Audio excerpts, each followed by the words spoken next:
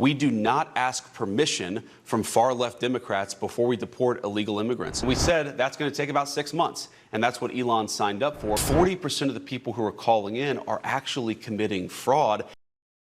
We have an absolutely shocking JD Vance interview with Fox News as he continues to show he's not very good at this. And to his defense, it's probably hard to defend the most corrupt and incompetent administration of his lifetime, my lifetime, maybe of all time. But leave us a like on the video if you can. Helps us out a ton. We really appreciate it, and it's free. Otherwise, get your fact checks ready. We're going to jump right into the chaos. Democrats and the media say, oh, this person was just an innocent father of 3, and then you find out, for example, I think this is the case that you're talking about.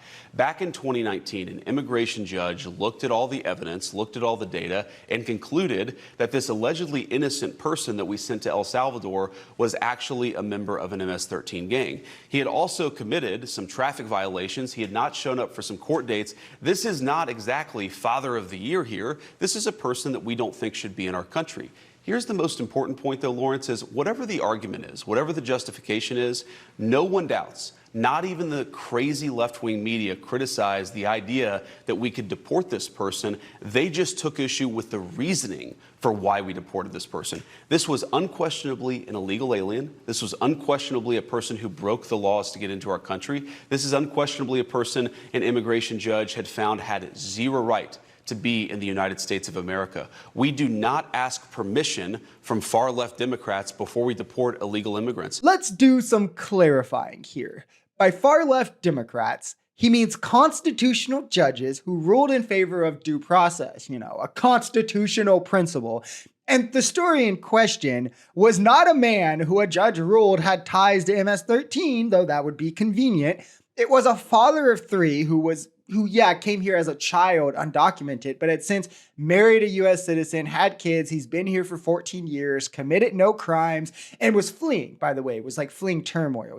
Had he not been a child, could have applied for asylum. The 2019 court case JD is referring here specifically stated he should not be deported to El Salvador. Also, judge said nothing pertaining him being part of MS-13. It was the arresting officers who thought this based off, and this is no joke, he had a hoodie and a Chicago Bulls hat on while being Venezuelan.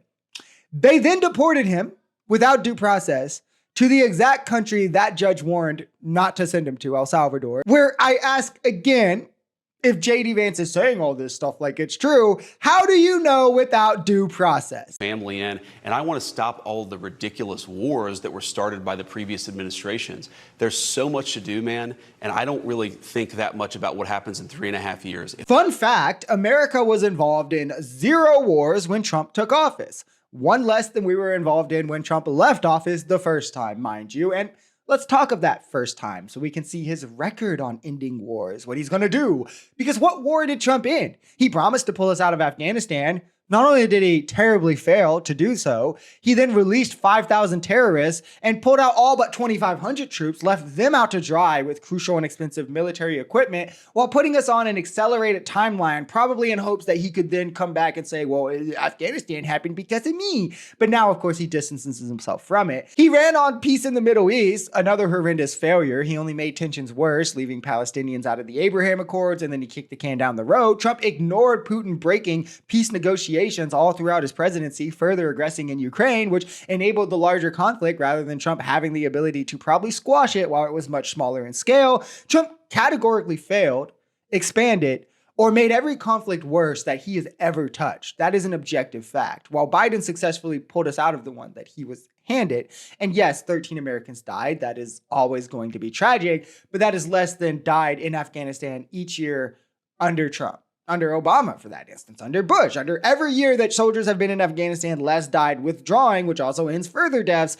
So it's like kind of a misnomer to pretend that this was this bad thing. I don't get what the comparison here is. First of all, that report I saw was total fake news. Yeah. Elon came in and we said, we need you to make government more efficient. We need you to shrink the incredible, vast bureaucracy that thwarts the will of the American people, but also costs way too much money. And we said that's going to take about 6 months. And that's what Elon signed up for. But of course, he's going to continue to be an advisor. And by the way, the work of Doge is not even close to done. The work of Elon is not even close to done. You look at all of the fraudulent grants that they found. around, you look at people who are 150 years old, who are fraudulently collecting Social Security payments. You see our Social Security system, 40% of the people who are calling in are actually committing fraud. That means the 60% who need their Social Security checks are waiting in line. None of what he said here is true, which probably surprises almost no one, and I'll address it. But I want to talk about something to point out that's really important first. Notice that as Doge has evolved,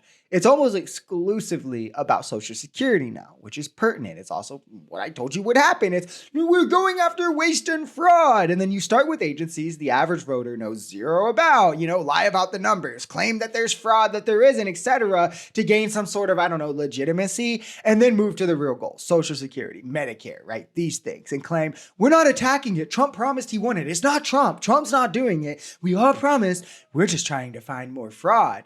And they've now reached this point. This is what you see playing out. It was the culmination anyone with sense could have told you was coming. These people want to cut and attack Social Security. It's all Doge talks about now with lies, like we know from Trump's own Social Security administrator. Less than 1% of payments, Social Security payments, go to fraudulent recipients.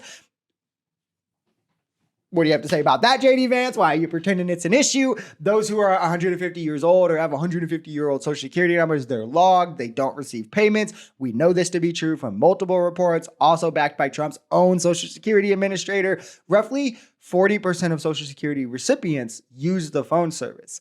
JD Vance here is claiming that 40% of people who use the phone services are frauds.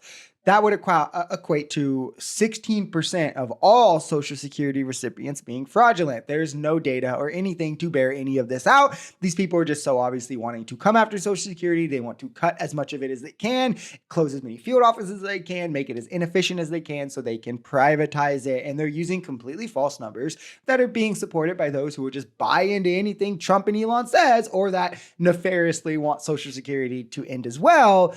And they're no longer hiding it. So it's time we sound the alarm.